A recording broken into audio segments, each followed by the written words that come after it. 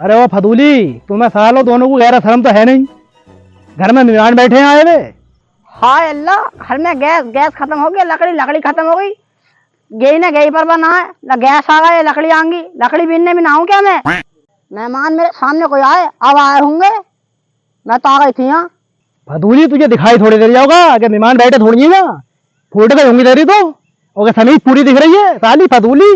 देख रहे हो इनकी, कहाँ जंगल में लाकर डाला। सुबह सुबह से दोपहर हो गई, ना चाय पानी का पता ना कुछ का पता। ये इनके लोगों के तरीके हैं।